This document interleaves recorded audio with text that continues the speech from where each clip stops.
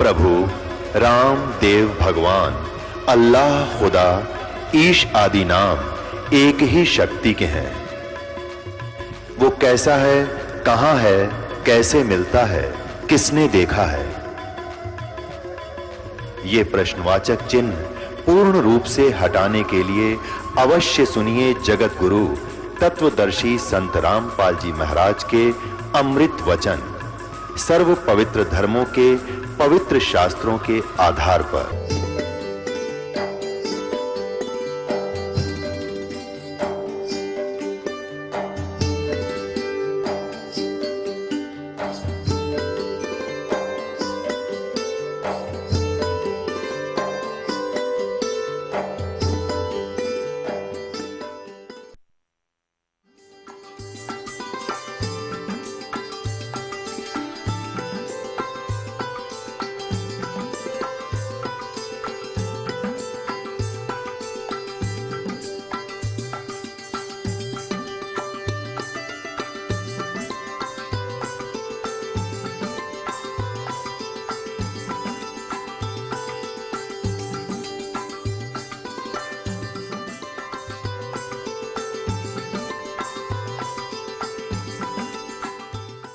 सतगुरुदेव की जय। सर्वसंगत से प्रार्थना है, सत्संग प्रारंभ हो रहा है। कृपया सत्संग स्थल पर शांतिपूर्वक विराजमान होकर के श्रद्धा से सत्संग सुने। परमेश्वर की प्यारी आत्माओं से पुनर्निवेदन है, सत्संग प्रारंभ हो रहा है।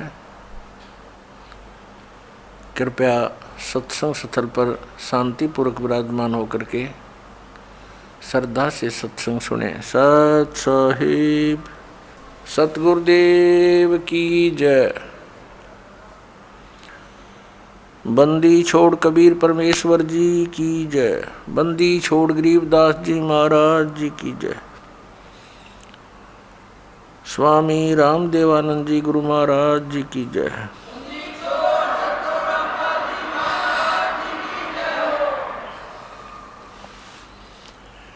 गरीब नमो नमो सतपुरुष को नमस्कार गुरु की नहीं। सुर नर मुनि जन साधुआ संतों सर्वस्ती नहीं। सतगुरु साहिब संत सब दंडोतम प्रणाम। आगे पीछे मध्य हुए तिनको जा कुर्बान। नराकार निर्विषम काल जाल वैवंजनम निर्लेपम निज निर्गुणम अकल अनुपवेशोन्दुनम। सोहम सुरति समाप्तम सकल समाना नीरतल। उज्ज्वल हिरंबर हरदमम बेपरवा अथाह वार पार निमज्जतम। गरीब जो सुमर सिद्ध होई गणनायक गलता ना करो अनुग्रह सोई पारस पद परवाना। आदि गणेश मनाऊं गणनायक देवन देवा। चरण कमल लो लाऊं आद्यंत करूं सेवा। परम शक्ति संगीतम रिद्धि सिद्धि दाता सोई। अवगत गुण अतीतम सत्पुरुष निर्मोही। जगदम्बा जगदीशम मंगल रूप मुरारी। तन मन अर्पों शीशम भक्ति मुक्ति भंडारी। सुर नर मुनि जन ध्यावे ब्रह्मा विष्णु महेशा। शेष शेष मुख गावे पूजय आदि गणेशा। इंद्र कुबेर सरीखा वरुण धर्म राय ध्यावे। समृत जीवन जी का मन इच्छा फल पावे।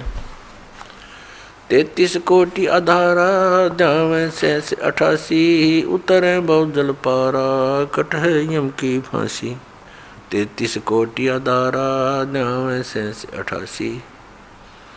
उतरे बहुजल पारा कटह यम की फांसी।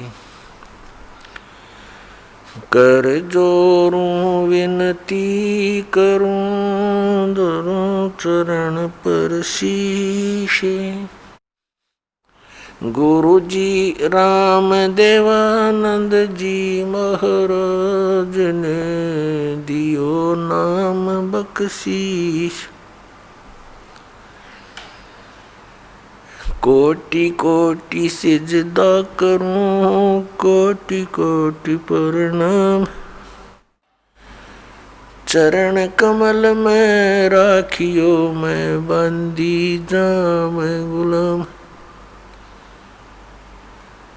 कुत्ता हूँ गुरुदेव का, रामपाल दास का नाम। गले प्रेम की जेवड़ी,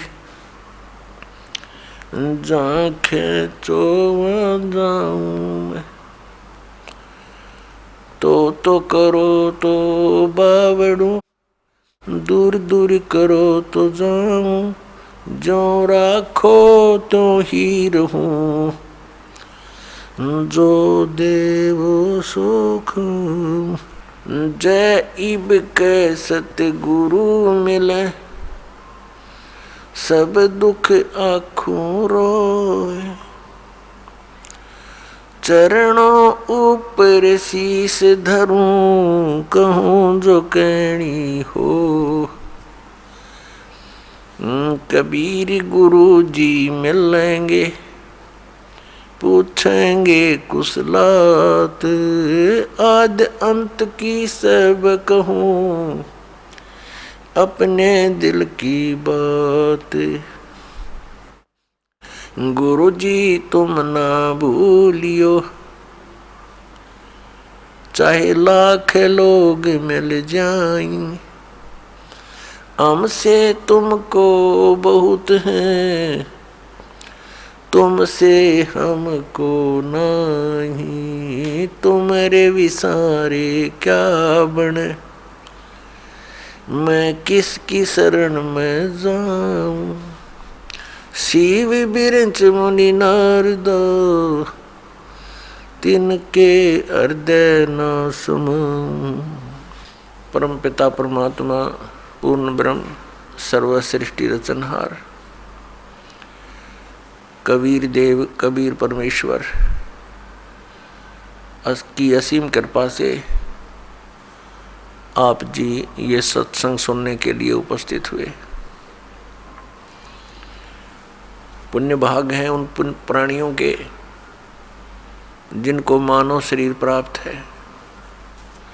उससे भी अधिक पुण्य उन पुण्यात्माओं के हैं जिनको सत्संग सुनने का सुअवसर प्राप्त होता है। परमात्मा कौन है, परमात्मा कैसे हैं, परमात्मा को कैसे पाया जाता है, परमात्मा के पाने के लिए प्रत्येक मानव प्रयत्नशील है। वह परमात्मा कैसा है, उसके अंदर ऐसी क्या विशेषता है जिसकी हम खोज कर रहे हैं। परमात्मा के अंदर ऐसी क्या विशेषता है, क्या खासियत है जिसको खोजने के लिए हमने बहुत सारे तरीके भी अपनाए हैं। अधिकतर व्यक्ति तो संसारिक सुविधाओं को बटोरने में ही सारा जीवन लगे रहते हैं, उन्हीं को उत्तम मानकर चिपके हैं। और कुछ एक पुण्यात्माओं ने राज तक को त्याग दिया। राजा को सर्व भौतिक सुविधाएं उपलब्ध होती हैं और उसने वो सब त्याग दी और फिर परमात्मा के पाने के लिए कठिन प्रयत्न किए, परिश्रम किए, साधनाएं की, रूखा सूखा भोजन खा करके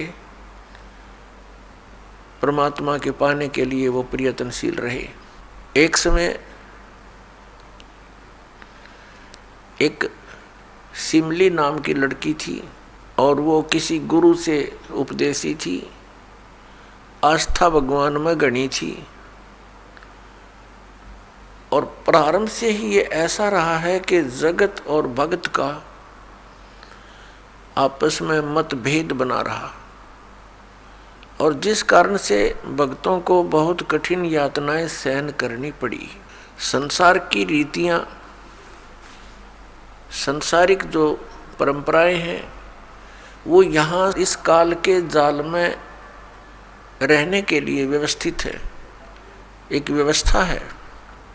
और जो लोग परमात्मा से परिचित नहीं है वो इसी में, इन्हीं में व्यवस्थित है। उस लड़की की बहुत आस्था थी। नगर के बाहर एक साधु का आश्रम था। वो लड़की उस महात्मा को आहार करा के आती थी, उनकी सेवा भी करती थी और शाम के समय अपने घर आ जाती थी। कुल के लोगों ने, परिजनों ने बहुत कुछ प्रतिबंध लगाए, लेकिन लड़की नहीं मानी। उस सिमली का एक भाई था, मंसूर नाम था उसका। उसको अन्य व्यक्तियों ने कहा कि आपकी बहन शाम के समय और गैर टाइम को वक्त जाती है संत के आश्रम में। देख ले भाई, इज्जत का सवाल है। और पूरे नगर में चर्चा चलती है अपनी बहन को बनाकर। अब मंसूर ने सोचा भी पहले ये देख तो लूं, वास्तव में वहां उस आश्रम में ऐसा क्या है। इस दृष्टिकोण से जब उसकी बहन शाम के समय प्रतिदिन जाती थी साधु का भोजन लेकर,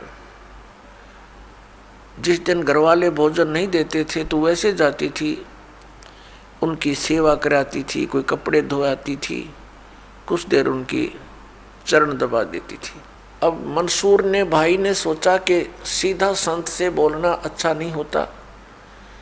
साधु संत बड़े सहनशील होते हैं और सिद्धि युक्त होते हैं। अपराध के विषय में कुछ उठपटांग कहना हानिकारक हो सकता है। उसने क्या किया कि आश्रम के बाहर खड़ा हो गया और जैसी भी कच्ची पक्की कोई द्वार थी उसके अंदर कोई सुराख था। उस सुराख से वो देखने लगा। छोटा सा आश्रम था, कुछ 100 गज का होगा, गणित करना 150 गज का, और उसमें एक झोंपड़ी डली हुई थी। संत जी बाहर बैठे थे, गर्मियों के दिन थे, चंद्रमा की रोशनी थी। तो उसने देखा कि लड़की ने जाके भोजन कराया महात्मा को, फिर बर्तन साफ किए, 1-2 कपड़ा धोआ, फिर महाराज जी के चरणों को दबाने लगी, सेवा करने लगी।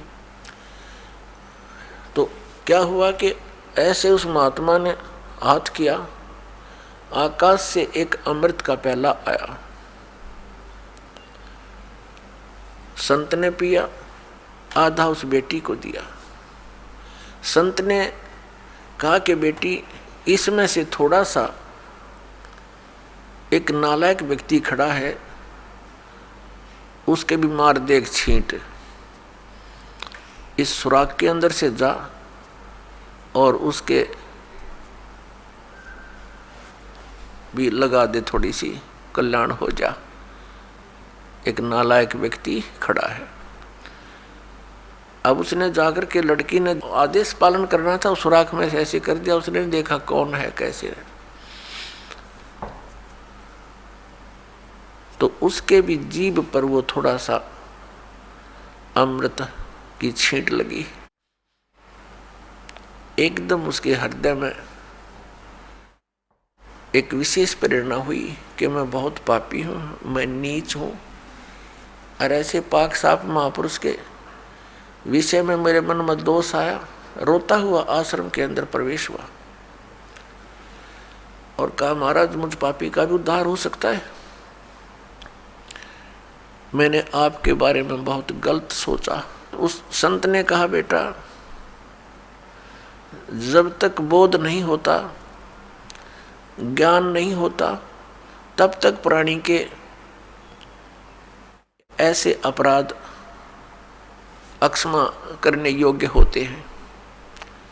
और बेटा कोई जानबूझ कर करोगे, दीक्षा उपदेश लेने के बाद आपके मन में ऐसा संत के गुरु के प्रति दोष आता है, तो फिर आप पाप के भारी बन जाओगे। काफ़ी देर सत्संग सुनाया, प्रतिदिन वो भक्त अपनी बहन के साथ दिल्ली आने लग गया। खूब सत्संग सुना, दोनों बहन भाई मिलकर सेवा करते थे। फिर क्या हुआ कि उसके हृदय में एक ऐसी प्रेरणा हुई, अनल हक, उस संत ने उसको एक मंत्र दे दिया, अनल हक, कि इसका जाप किया कर। अपने आत्माओं, पिछले पुण्यकर्मी प्राणी ही परमात्मा की खोज में लगते हैं, उनको ही इतना शीघ्र इन बातों का असर होता है, संत के वचनों का। तो महान पुण्यात्माओं में से एक था मंसूर, और संत की कृपा से उसके पिछले पुण्य स्टार्ट हो जाते हैं, उदय हो जाते हैं, और वो प्रेरित होकर के वो भक्ति प्रारंभ कर देता है। जैसे एक फॉर एग्जाम्पल, जैसे कोई कटोरी में घी डाल रखा है, उसमें एक ज्योति भी रखी है, और वो ज्योति जला रखी थी, बुझ गई, घी भी है उसके अंदर, बनी बनाई बाती भी उपलब्ध है, एक सीख लगाने की आवश्यकता है, वो जग जाएगी। तो जितने भी पुण्यकर्मी प्राणी हैं, जो भी साधु संत महापुरुषों के प्रवचन सुनते हैं, किसी भी संत के, चाहे उसने भक्ति मार्ग का कति ज्ञान नहीं, लेकिन भगवान की महिमा तो वो भी सुना ही देते हैं, तो उससे क्या होता है कि वह ज्योत जग जाती है।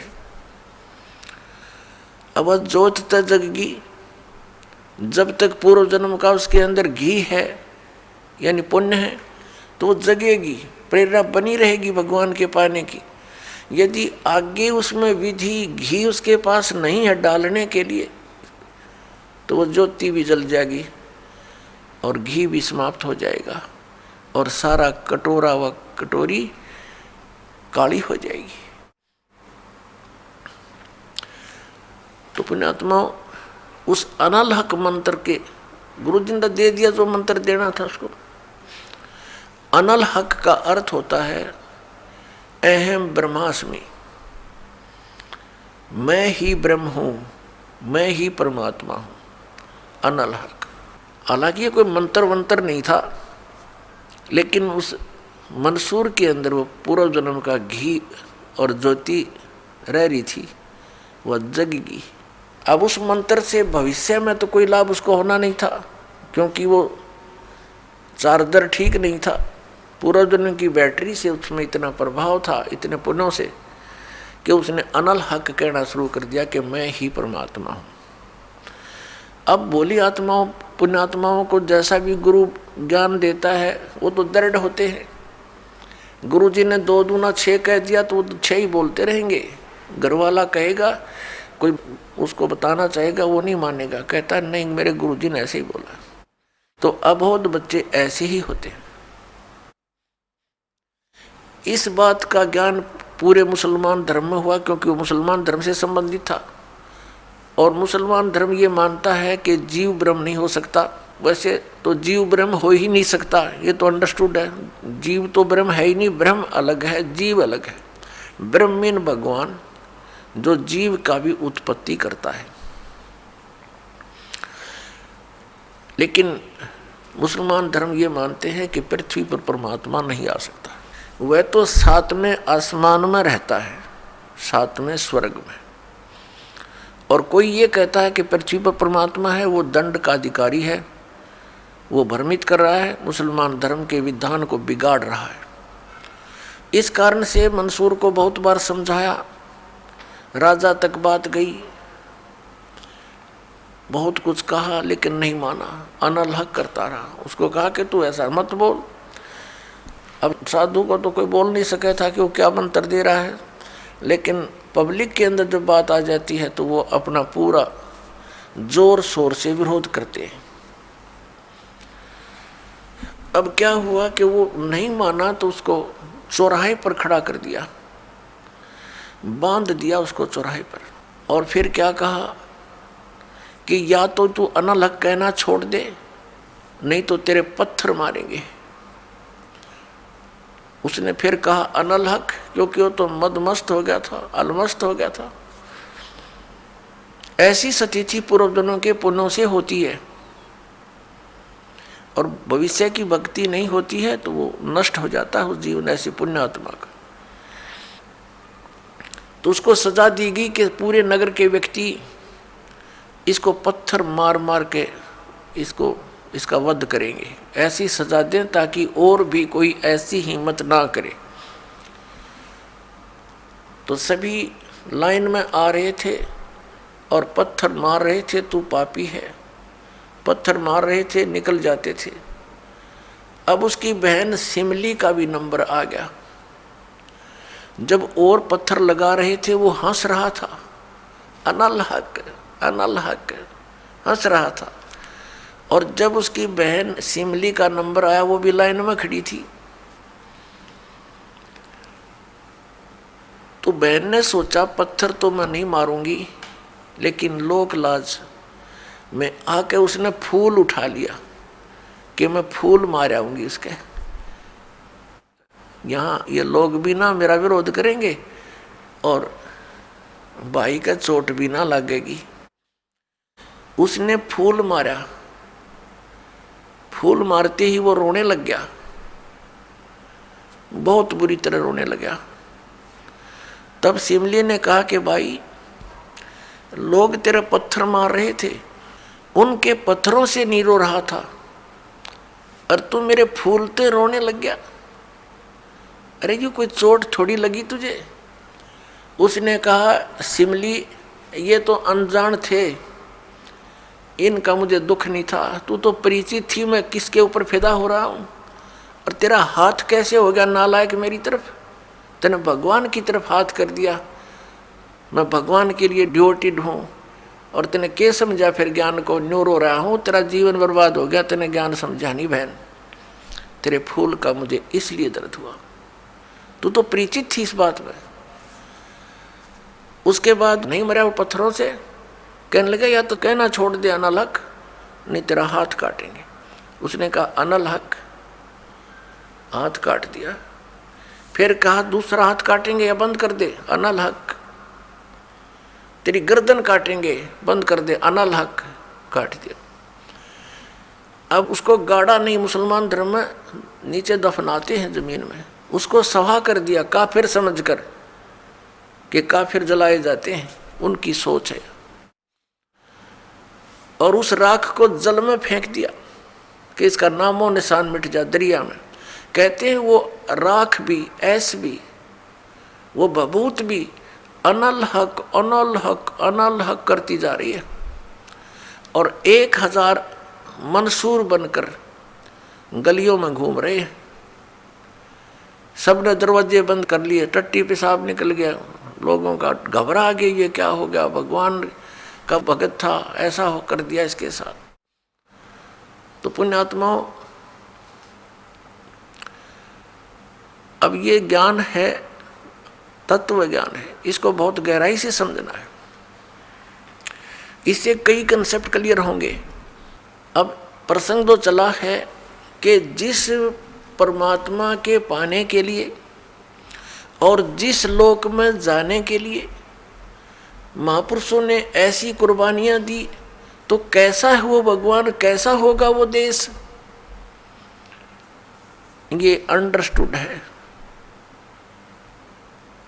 दूसरी बात ये है इसके अंदर कि कोई ये सोचे कि अनलहक मंत्र से उसमें या शक्ति आ गई थी, नहीं। उस अनलहक मंत्र के जाप करने वाला पूरा गांव था, नगर था, आसपास के और भी बहुत लोग थे जो वैसे उपदेशी थे, आसपास के बहुत से उनके शिष्य थे, लेकिन वो गुप्त रखते थे, सामने किसी को बताते नहीं थे, लोकलाज के कारण। तो कहने का भाव ये है कि उस एक मंसूर के अंदर ये क्यों काम कर गया और सिमली में नहीं कराया उसने? ये पिछले ही पुण्य से होते हैं पूर्ण हंस मुराद, ये पूर्व जन्म के संस्कार थे, उस मंत्र का इसमें कोई योगदान नहीं था। अब प्रसंग जो चल रहा है उसी पर हम थोड़ा सा डिस्कस करते हैं कि जिस परमात्मा के लिए इतनी कुछ कुर्बानियां संत महात्माओं ने की, तो वो कैसा है भगवान, ये तो अंडरस्टूड है कि वो कितना सुखदायी होगा, और वहाँ जाने के बाद प्राणी को कैसा सुख होगा। उसके लिए हम फिर कौन सी विधि अपनावें, कौन से ग्रंथ को सत्य मानें, किस गुरु की बात पर विश्वास करें। कोई कुछ विधि बताता है, कोई कुछ विधि बताता है, और सभी कहते हैं तुम्हारा कल्याण होगा, तुम्हें मोक्ष प्राप्ति होगी। तो उसके लिए हमने ये जानने के लिए कि कौन सा मंत्र, कौन सी विधि है वे ऑफ वर्शिप जो यथार्थ है। अब जो भी संत कोई मंत्र देता है तो उसके उपासक उसको यही मान लेते हैं कि यही सही है। दूसरा बताता है नहीं ये मंत्र ठीक नहीं, ये विधि ठीक नहीं। तीसरा कहता नहीं ये हमारे गुरुजी ने ऐसे बताया है, ये सही है। इसका निर्णय कैसे हो? जैसे किसी अपराध के ऊपर कुछ अधिवक्ता एडवोकेट आपस में डिस्कस करते हैं। एक कहता है इस अपराध के ऊपर ये धारा लगेगी, दूसरा कहता नहीं इसकी ये धारा बनती है, इसका ऑफेंस इस धारा के अंतर्गत है, तीसरा कहता नहीं इसके ऊपर ये अन्य धारा लगेगी। तो उन तीनों का फैसला कहाँ होगा कि कौन सी धारा के अंतर्गत ये ऑफेंस है? वो संविधान के अंदर देखा जाएगा, और संविधान के अंदर जो लिखा है वो फाइनल है। वो धारा उसी के अंतर्गत वो ऑफेंस है, तो उसके ऊपर वही धारा होगी, उसी के आधार पर उस पर कार्रवाई कोर्ट में होगी। वो सही है। ठीक इसी प्रकार हमारे पवित्र जो शास्त्र हैं, सदग्रंथ हैं, ये सभी शास्त्र हैं जैसे पवित्र पांचों वेद। चार वेद तो ये वेल नोन है, ऋग्वेद, सामवेद, यजुर्वेद, अथर्ववेद। एक पांचवा वेद है, वो स्वयं परमेश्वर के द्वारा अपने मुख कमल से बोला जाता है। प्रत्येक युग में परमात्मा अपने उस तीसरे मुक्ति धाम से यानी सतलोक से चलकर आते हैं और अपने मुख कमल से उस यथार्थ ज्ञान पांचवें वेद को बोलते हैं। वो लिपिबद्ध कर लिया जाता है, वो पांचवा वेद होता है। वो कबीर वाणी है, वो परमेश्वर के मुख कमल से निकली सच्चिदानंद घन ब्रह्म की वाणी है। गीता जी अध्याय नंबर 4 के श्लोक नंबर 32 में गीता ज्ञानदाता कहता है कि अर्जुन, जो विधि साधनाएं आपने गीता अध्याय नंबर 25 के श्लोक 31 तक सुनी, कोई कैसी साधना करता है, कोई हठ योग करता है, कोई स्वाध्याय ही करता रहता है, कोई अन्य देवताओं की पूजा करता है, कोई कठिन घोर तप करता है, कोई अहिंसावादी है जैसे मुख पर पट्टी बांध कर नंगे पैरों घूमना, कोई केवल योग अभ्यास हठ योग करके समाधिस्थ होने की चेष्टा करता है, कोई प्राण अपान की क्रियाएं करता रहता है, कोई श्वासों को बाहर निकलते अंदर जाते देखता रहता है। इस प्रकार से सभी साधक अपनी अपनी साधनाओं को वो पाप नाश करने वाली जानते हैं, मोक्षदायक मानते हैं। यदि वो इनको गलत मान ले तो इनको छोड़ दे, क्योंकि भिन्न भिन्न साधनाएं और सभी कर रहे हैं और पाना एक परमात्मा को, तो ऐसा कभी नहीं हो सकता। उस परमात्मा के पाने की एक ही विधि है जो हमारे सदग्रंथों में विद्यमान है। तो उसके बाद बताया है कि ये सभी इस प्रकार के यज्ञ यानी धार्मिक अनुष्ठानों की जानकारी विस्तार के साथ ये चौथे अध्याय के 32वें श्लोक में श्रीमद् भगवत गीता जी में लिखा है कि इस प्रकार के धार्मिक यज्ञों की जानकारी, यज्ञ माने धार्मिक अनुष्ठानों की जानकारी सच्चिदानंद घन ब्रह्म यानी ब्रह्मणे मुखे सच्चिदानंद घन ब्रह्म की वाणी में विस्तार के साथ कही गई है। और उसको जानने के उपरांत फिर तू सभी कर्म बंधन से मुक्त हो जाएगा। चौथे अध्याय के 34वें श्लोक में कहा कि वो तत्व ज्ञान जो परमात्मा ने अपने मुख कमल से बोला है वो तत्व ज्ञान है। उस तत्व ज्ञान को तू तत्वदर्शी संतों के पास जाकर समझ। वो तत्वदर्शी संत तुझे उस परमात्म तत्व का ज्ञान कराएंगे। इससे एक तो ये सिद्ध हो गया कि गीता ज्ञानदाता कंप्लीट नॉलेज, स्पिरिचुअल नॉलेज नहीं रखता। उसने ऑप्शन छोड़ दिया कि वो यथार्थ ज्ञान उस परमात्म तत्व का 18वें अध्याय के 62वें श्लोक में गीता ज्ञानदाता जिस अन्य परमात्मा की शरण में जाने को कह रहा है उसकी जानकारी कहते हैं उस तत्वदर्शी संतों के पास जाकर समझ, वो बतावेंगे। गीता ज्ञानदाता नहीं जानता। तो वहां क्या बताया है कि वो सच्चिदानंद घन ब्रह्म की वाणी वो सूक्ष्म वेद है। यहाँ गीतानुवादकर्ताओं ने चौथे अध्याय के 32वें श्लोक में अनर्थ कर दिया। ब्रह्मणे मुखे एक शब्द है इसके अंदर मूल पाठ में, उन्होंने इसका अर्थ गलत कर दिया, वेद की वाणी लिख दिया। नहीं, वेद ज्ञान तो गीता ज्ञानदाता बोल ही रहा है। जिनको तुम वेद मानते हो, चारों वेदों का एक सारांश है ये श्रीमद् भगवद गीता। कोड वर्डों में है, अधिकतर संक्षेप में है। तो वो तो बोल ही रहा है, वो खुद कह रहा है कि 5वां जो वेद है उसके अंदर वो लिपिबद्ध है, वो तत्व ज्ञान है। उसको तत्वदर्शी संतों के पास जाकर समझ और फिर जैसा वो बताएं ऐसे कर। तो पुण्यात्मा, हमारे सदग्रंथ कौन से हैं जो परमात्मा का विधान है और जिन पर हम विश्वास करेंगे और करना चाहिए? हमारे सदग्रंथ यानी शास्त्र कहो, सदशास्त्र कहो, ये कौन कौन से हैं? पवित्र 5 वेद, 4 वेद तो अंडरस्टूड है, 5वां ही आपको बता दिया सूक्ष्म वेद। और श्रीमद् भगवत गीता इन 4 वेदों का सारांश है और 5वें का इसमें हिंट दिया है। ये तो है गॉड गिवन स्पिरिचुअल नॉलेज, परमात्मा दत्त, प्रभु दत्त है ये, ब्रह्म दत्त है ये। और फिर 18 पुराण ये अध्यात्म ज्ञान को समझने के लिए सहयोगी हैं। और इनके अंदर जो वे ऑफ वर्शिप लिखी है यदि वो वेदों से मिलती है, श्रीमद् भगवत गीता से मिलती है, तो वो तो सही है, उतना तो वेदों और गीता वाला ही ज्ञान है।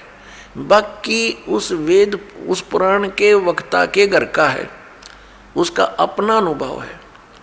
अब उसका अनुभव वेदों और गीता से नहीं मिलता तो हमें मान्य नहीं है, हमें स्वीकार्य नहीं है। क्योंकि पुराण कौन है? पुराण क्या है? ये श्री ब्रह्मा जी ने बोला ज्ञान है। ये 4 वेद, ऋग्वेद, सामवेद, यजुर्वेद, अथर्ववेद, ये 4 वेद ब्रह्म ने अपने पुत्र रजगुण ब्रह्मा जी को दिए थे। और ये 5 वेद, ये सूक्ष्म वेद सहित ये 5 वेद पूर्ण परमात्मा ने, सत्य पुरुष ने, परम अक्षर ब्रह्म ने इस ब्रह्म के अंदर, ज्योति निरंजन के अंदर फीड कर दिए थे। और उसमें टाइम फिक्स कर दिया था कि इतने समय के उपरांत ये सब तय इसकी श्वासों से बाहर आएंगे। जैसे कोई मादा है, गाय भैंस है, वो नए दूध होती है, गर्भ धारण करती है, समय आने पर बच्चा ऑटोमेटिकली बाहर आ जाता है। तो ऐसी सतिथि परमात्मा ने, पूर्ण ब्रह्म ने हमारे लिए की थी कि ये बच्चे भगवान को भूल ना जावें, परमात्मा की भक्ति करेंगे इन वेदों अनुसार तो इनको बहुत लाभ होगा, इन पर आपत्तियां नहीं आएंगी, कष्ट नहीं आएंगे। ये गलती से काल के साथ चले गए हैं। वो पांचों वेद जब इसके श्वासों के द्वारा, ब्रह्म के श्वासों के द्वारा निकले, तो इसने उनमें देखा कैसा ज्ञान है भगवान ने दिया है। तो उसने वेदों को पढ़ा, तो पांचवा वेद था, उसमें सारांश था, चारों वेदों का निष्कर्ष था और पूर्ण परमात्मा की जानकारी और उसकी वे ऑफ वर्शिप, पूजा की विधि भी लिखी थी। वो घबरा गया कि इन प्राणियों को जो मेरे अंतर्गत आगे हैं, इनको यदि पूर्ण परमात्मा का और वहाँ के सुख का ज्ञान हो गया तो ये सब भाग जाएंगी ऐसी साधना करके। इसलिए इसने उस पांचवें वेद को नष्ट कर दिया। चार वेद दे दिए जिनमें गोलमोल ज्ञान है। गोलमोल का अर्थ क्या है, भावार्थ क्या है कि इसमें महिमा तो है परम अक्षर ब्रह्म की और केवल पूजा की विधि है ब्रह्म तक की। जैसे यजुर्वेद अध्याय नंबर 40 के मंत्र नंबर 15 में लिखा है कि ओम कर्तु समर किलबे समर कर्तुम समर। ओम नाम का जाप काम करते करते सिमरण करो, विशेष कसक के साथ सिमरण करो, श्रद्धा के साथ, पूरी आस्था के साथ, और मनुष्य जीवन का मूल कार्य जानकर ओम नाम का स्मरण करो। ये ओम नाम ब्रह्म का और महिमा इसमें बता रखी है। परम अक्षर ब्रह्म है जिसकी पूजा से पूर्ण मोक्ष होता है, उसके ऐसे चिन्ह हैं, वो ऐसी लीला करता है। अपने आत्मा दास के सत्संग में मुख्य तौर पर तीन ब्रह्म होते हैं, तीन ब्रह्म यानी तीन प्रभु, तीन पुरुष। एक सरब्रह्म, एक अक्षर ब्रह्म, एक परम अक्षर ब्रह्म। दूसरे शब्दों में एक सरपुरुष, एक अक्षर पुरुष और एक परम अक्षर पुरुष। तीसरे शब्दों में ईश्वर, परमेश्वर। ये तीन मुख्य प्रभु हैं। मुख्य तो वैसे एक है, लेकिन हमारे सदग्रंथों में जो विशेष ज्ञान दिया है इन तीनों के विषय में। और इसके पश्चात तीन प्रभु और माने हैं, रजगुण श्री ब्रह्मा जी, सतगुण श्री विष्णु जी और तमगुण श्री शंकर जी,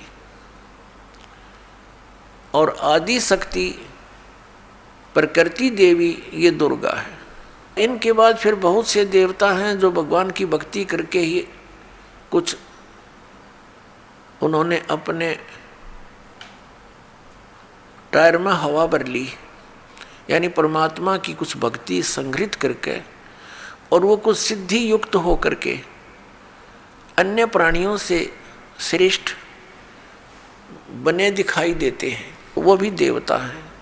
यानी श्री ब्रह्मा जी रजगुण, श्री विष्णु सतगुण, श्री शिव जी तमोगुण, ये अन्य देवताओं में हैं। और ये हमारे इस तत्व ज्ञान के अंदर मुख्य तौर पर प्रभु नहीं गिने जाते। दूसरे शब्दों में दास कहे कि ये भगवान नहीं है, ये ईश नहीं है, स्वामी नहीं है, भगवान नहीं है। तो ये बात जनसाधारण के गले उतरे नहीं, विशेषकर पवित्र हिंदू समाज के पुण्यकर्मी प्राणियों के, क्योंकि हमारे धर्मगुरुओं ने हमें उल्टा पाठ पढ़ा दिया। और एक दिन से नहीं, हजारों वर्षों से यही पाठ हम सुनते आ रहे हैं कि ब्रह्मा विष्णु महेश सर्वेश्वर हैं, इनका कोई जन्म मृत्यु नहीं होता, इनकी कोई माता पिता नहीं है, ये स्वयंभू है।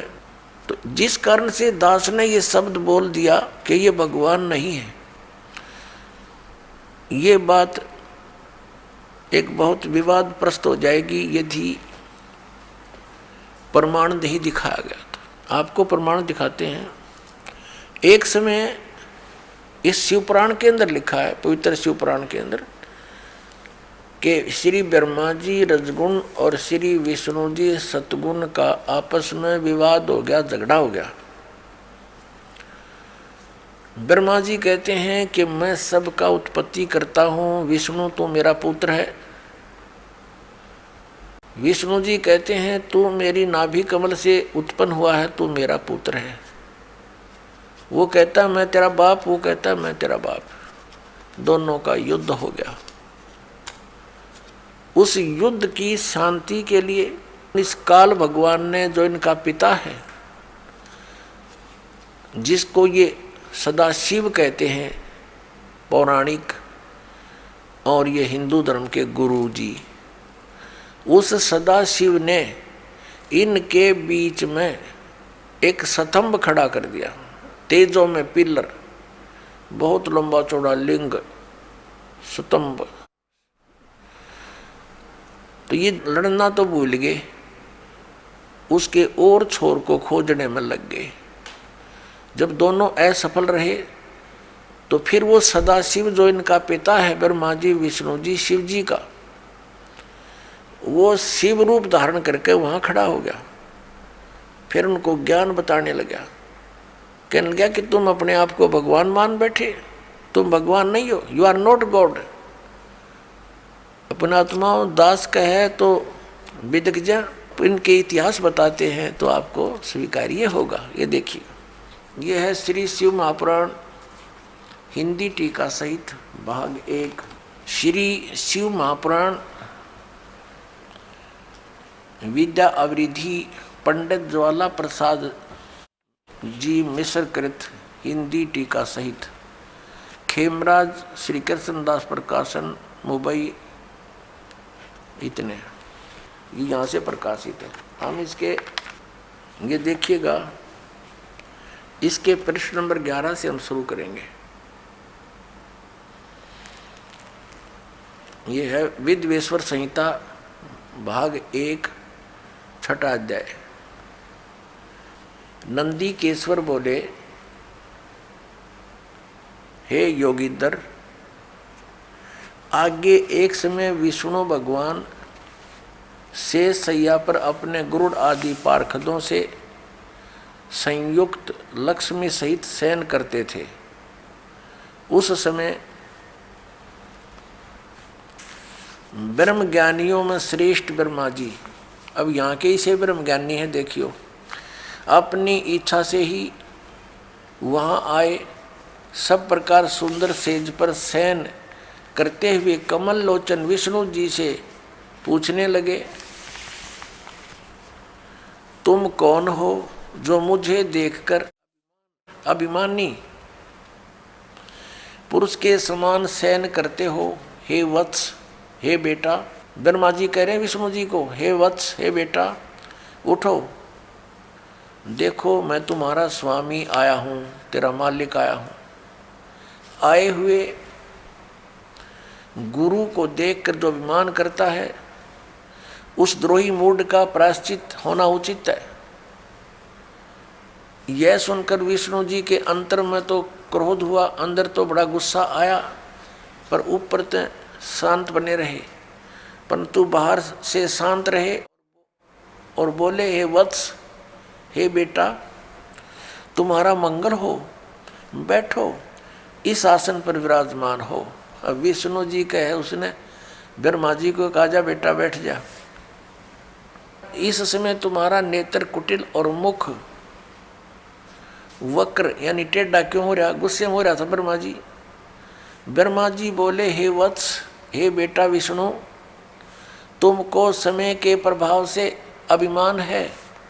हे पुत्र, मैं तुम्हारा रक्षक और जगत का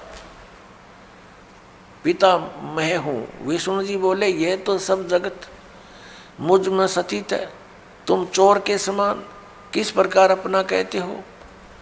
तुम मेरी नाभि कमल से उत्पन्न हुए हो, इससे मेरे पुत्र हो। मुझे पुत्र कहना सर्वथा व्यर्थ है। नंदीकेश्वर बोले, इस प्रकार ब्रह्मा विष्णु दोनों ही रजोगुण से मुग्ध होकर विवाद करने लगे। मैं श्रेष्ठ हूँ, मैं स्वामी हूँ, ऐसा कहकर एक दूसरे को मारने की इच्छा से युद्ध करने में उत्सुक हुए। अब देखो, संपूर्ण देवता विमान में बैठकर वो तो लठ बजाना तैयार हो रहे हैं, और हमारे देवता फिर क्या क्रिया करते हैं। तब संपूर्ण देवता विमानों में बैठकर उस महाअद्भुत युद्ध को देखने चले आए और आकाश में उनके ऊपर फूल बरसाने लगे। वारे देवताओं, बताइए, देवताओं के काम है। दो भाई लड़ भी रहे हैं किसी कारण से, भले पुरुषों का काम है उनका बीच बचाड़ा करके छुटवावे, उनसे युद्ध बंद करवावे, और ये देवता फूल बरसावे। कहाँ मरो कटके, देखो कौन सा तगड़ा है। तो ये सारा एक काम बिगड़ा पड़ा पुण्यात्माओं इस तत्व ज्ञान के अभाव से। अब हम उस प्रसंग पर आते हैं कि जिसके अंदर ये कहा गया है इसी पवित्र पुराण में कि ब्रह्मा और विष्णु तुम भगवान नहीं हो, यू आर नॉट गॉड। देखिए, अब हम आगे हैं 17 पृष्ठ पे, और विद्वेश्वर संहिता भाग 1 अध्याय 9, ये वही प्रसंग यहां तक चल रहा। नंदीकेश्वर बोले, इस प्रकार भगवान ने उन नम्र हुए। अब क्या हुआ कि उन दोनों के बीच में, अभी आपको बताया था, उन दोनों ब्रह्मा और विष्णु जो लड़ रहे थे उनके बीच में एक पिलर खड़ा कर दिया तेजों में, लिंग बहुत लंबा चौड़ा, जिसका कोई और छोर उन दोनों को नहीं मिला। और फिर ये स्वयं प्रकट हो गया। कौन? इनका पिता, ये सदाशिव बोलते हैं इसको, ये काल ब्रह्म, जिसने गीता का ज्ञान दिया। अब यहां देखिए, हम जो आपको दिखाया था, फिर देखिए ये पृष्ठ 17 पे, विद्वेश्वर संहिता भाग 1 अध्याय 9 पर नंदीकेश्वर बोले, इस प्रकार भगवान ने उन नम्र हुए ब्रह्मा और विष्णु पर अनुग्रह करके उनके युद्ध में परस्पर उनकी सेना मारी गई थी उस सब को, यहाँ देखें, उन दोनों की अज्ञानता और वैर को दूर करने के अर्थ उनसे क्या कहा। भगवान काल भगवान ने, सदाशिव ने क्या कहा कि मेरे सकल और निष्कल यानी साकार और निराकार में भेद से 2 रूप हैं, परंतु और ईश्वर नहीं है, मेरे अतिरिक्त कोई प्रभु नहीं है। इस कारण उनके 2 रूप नहीं हो सकते। पहला सतम रूप और दूसरा पीछे मूर्तिमान रूप धारण किया। इसमें ब्रह्म रूप निष्कल है, ये निष्कल है, निष्फल नहीं, और ईश्वर रूप सगुण है। मेरे ये दोनों रूप सिद्ध हैं, दूसरे किसी के नहीं हो सकते। इस कारण तुम दोनों को अथवा दूसरों को ईश्वरत्व की प्राप्ति नहीं हो सकती। तुमने जो अज्ञान से अपने को ईश माना, तुमने अज्ञान से अपने को ईश यानी भगवान माना, यह बड़ा अद्भुत हुआ। उसके दूर करने को ही मैं रण स्थान में आया। अब तुम दोनों अभिमान त्याग कर मुझ ईश्वर में अपनी बुद्धि लगाओ। मेरे प्रसाद से लोक में सब अर्थ प्रकाश होते हैं। मैं ही परब्रह्म हूँ। अब ये काल बोल रहा है, अब यहाँ विचलित कर रहा है इनको। मैं ही परब्रह्म हूँ, मेरा ही कल अकल रूप है। ब्रह्म होने से मैं ईश्वर हूँ। अनुग्रह आदि मेरा कर्तव्य है।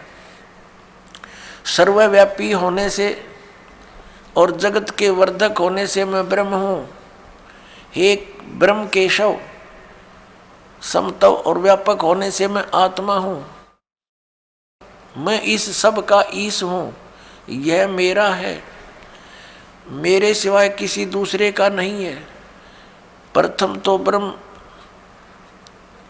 तो ज्ञान के निमित्त निष्कल ब्रह्म का प्रादुर्भाव हुआ। 18वें पृष्ठ पर चलते हैं। इससे मैं अज्ञात रूप हूँ, पीछे तुम्हें प्रगट दर्शन देने के निमित्त साक्षात ईश्वर, तत्क्षण ही मैं सगुण रूप हुआ हूँ। अब यहाँ ये क्या कह रहा है? श्री सदाशिव ब्रह्मा विष्णु महेश का पिता, ब्रह्मा विष्णु महेश का पिता ये सदाशिव यहाँ क्या कह रहा है? ये कह रहा है कि पहले तो ब्रह्म रूप हुआ वो स्तंभ, वो तो समझो मेरा निष्कल रूप है, निर्गुण रूप है मेरा, ये स्तंभ आया पिलर, और ईब में निर्गुण से सगुण हो गया, तुम्हारे सामने आया। अब देखो हम अपने उस प्रसंग पर आते हैं, हमने ये देखना है कि ब्रह्मा और विष्णु और ये शिव ये भगवान नहीं है, ये प्रभु नहीं है, ये प्रसंग था। यदि ये दास वैसे सिंपल कह कर छोड़ देता तो बहुत विरोध मान लेते भक्तजन, क्योंकि उन्होंने कोरा अज्ञान सुना हुआ है, ज्ञान नहीं सुना, सदग्रंथों का उनको ज्ञान नहीं, इसलिए सदग्रंथों को रूप करना अनिवार्य हो गया है। अब आगे ये क्या कहता है देखिएगा, ये पृष्ठ नंबर 18 अध्याय 10 चल रहा है, पृष्ठ नंबर 18 पे, और शिवपुराण विद्वेश्वर संहिता भाग 1 10वां अध्याय। हम यहाँ पढ़ते पढ़ते आगे 9वां अध्याय यहाँ समाप्त हो गया। जो हमने यहाँ पढ़ लिया, इससे मैं अज्ञात रूप हूँ, पीछे तुम्हें प्रगट देने के लिए निमित्त साक्षात ईश्वर, तत्क्षण ही मैं सगुण रूप हुआ हूँ। अब यहाँ नीचे आ जाएंगे इसके। इति श्री शिव महापुराणे विद्वेश्वर संहिता भाषा टीकायाम 9वां अध्याय, ये 9वां अध्याय इति हो गया, समाप्त हो गया। अब 10वां शुरू हो गया, ये 10वां। अब हम यहाँ 10वें में पढ़ रहे हैं नीचे। हे पुत्रों, ब्रह्मा और विष्णु को इनका पिता वो सदाशिव काल कह रहा, हे पुत्रों, यह कृत आपने तप से प्राप्त किया है, जो कि सृष्टि की उत्पत्ति और पालन कहता है, सो मैंने प्रसन्न होकर तुम्हें दिया है। इसी प्रकार दूसरे दो कृत रुद्र और महेश्वर को प्रदान किए हैं। अब देखो, जो दास सिद्ध करना चाहता है, एक तो ब्रह्मा और विष्णु और फिर रुद्र और महेश्वर, ये 4, इनसे 5वां है यू सदाशिव, जो ब्रह्मा विष्णु महेश जी के पिताजी हैं। और इनकी माता कौन है? वो दुर्गा है, वो भी दिखाएंगे आपको सदग्रंथ में, देवी पुराण के अंदर दिखाएंगे। अब यहाँ देखिएगा, यहाँ स्पष्ट हो गया कि ऊपर तो इन दोनों के विषय में बोला, हे पुत्रों, यह कृत आपने तब से प्राप्त किया है, जो कि सृष्टि उत्पत्ति और पालन कहता है। इन दोनों का ये जॉब है, मैंने प्रसन्न होकर तुम्हें दिया। देखो, हींग लगी ना फटकड़ी इसकी। तब तो कह रहा है कि तुमने तप किए, घोर तप किए। इसमें लिखा है कि विष्णु जी ने 12,000 वर्ष तक घोर तप किया, ब्रह्मा जी ने इतने वर्ष तक तप किया। तो कहता है इस तप के बदले में मैंने खुश होकर तुम्हें दिया है। बता, इन की भलाई इन्हीं को सौंप दी। अपनी तरफ से क्या दिया इसने? पहले इनसे डले डुआई हठ योग करो, सिद्धि युक्त हो गए। अब फिर रिमोट अपने हाथ में लेकर इनको कहा तुम सृष्टि करो। सब जीवों को यहाँ पर स्थिति, उत्पत्ति, संहार ये अपने पुत्रों से करवाता है और स्वयं खाता है सबको। ये काल है। गीता जी अध्याय नंबर 11 के श्लोक नंबर 32 में कहता है, मैं काल हूँ अर्जुन, और अब प्रकट हुआ हूँ, अब आया हूँ मैं, अब प्रवृद्ध हुआ हूँ। और श्री अर्जुन जी पूछ रहे हैं कि हे महानुभाव, आप कौन हो? मैं आपसे परिचित नहीं हूँ। अरे अर्जुन का साला था श्री कृष्ण, और उससे अपरिचित हो गया इतनी जल्दी? क्योंकि वो श्री कृष्ण था ही नहीं, श्री कृष्ण में प्रवेश वो काल था। और जब बाहर निकल कर देखा तो उसका इतना रूप हो बाहर निकल गया उससे, जब विराट रूप दिखा श्री कृष्ण थे। श्री कृष्ण तो ओझल हो गया, दिखाई भी नहीं दे रहा था उनकी रोशनी के अंदर। और अर्जुन कह रहा, पूछ रहा आप कौन हो, मैं आपको पहचान नहीं पा रहा हूँ। तो काल था, वो कहता मैं काल हूँ और सबका नाश करने के लिए अब प्रवृत्त हुआ हूँ। तो ये इनका पिता है। और वो क्या कह रहा है कि ब्रह्मा और विष्णु तुम्हें दो जो कृत जॉब दिए हैं, तुम्हारे को दो विभाग दे दिए। एक तो उत्पत्ति विभाग, रजोगुण विभाग से उत्पत्ति होती है, ब्रह्मा जी को रजोगुण युक्त कर दिया और विष्णु जी को सतोगुण युक्त कर दिया, और तीसरे अपने पुत्र को तमोगुण युक्त कर दिया, अपना स्वरूप बना लिया। कहते सदाशिव कहता है जब ये खड़ा है कि मैं इन्हीं के रूप, ये मेरे ही स्वरूप में है। और ये कैसे छल करता है, जब किसी को विष्णु रूप में दर्शन देता है तो उसमें अपना विष्णु रूप धारण कर लेता है और उसी विष्णु रूप में संबोधन करता है, तो उस कारण से विष्णु पुराण बन गई। और जिसमें इस शिव रूप में धारण करके किसी को ज्ञान दिया है तो उसके आधार से शिव पुराण की रचना होगी।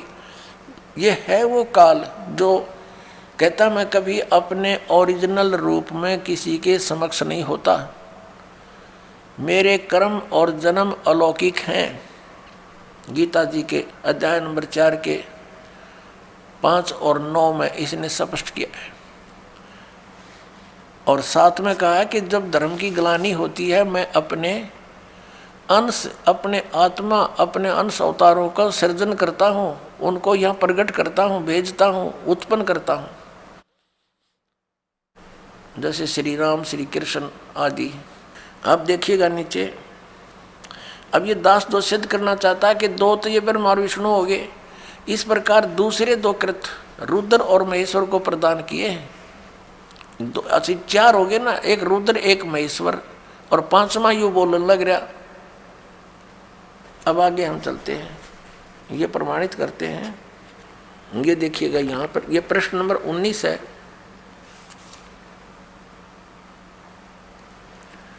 और ये विद्वेश्वर संहिता भाग 1 अध्याय 10 चल रहा है, यहाँ से हम लेंगे।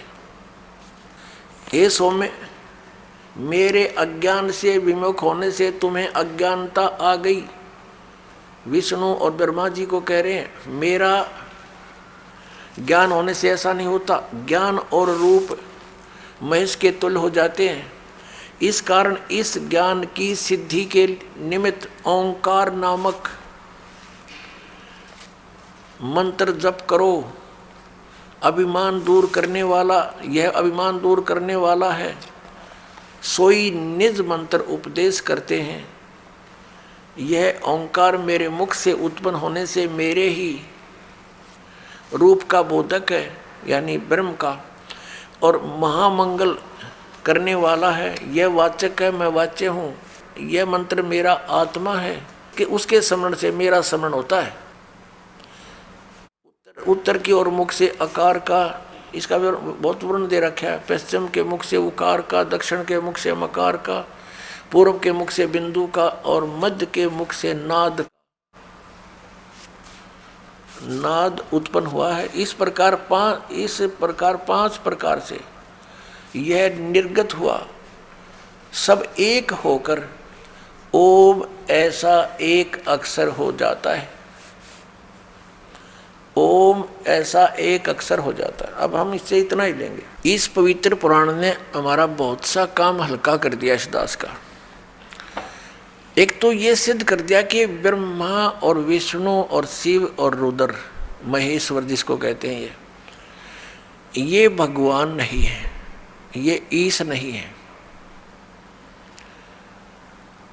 इसलिए दास कहता है कि 3 मुख्य रूप में दास के प्रवचनों में ये ब्रह्म समझो। एक सरब्रह्म, एक अक्षर ब्रह्म, और तीसरा परम अक्षर ब्रह्म।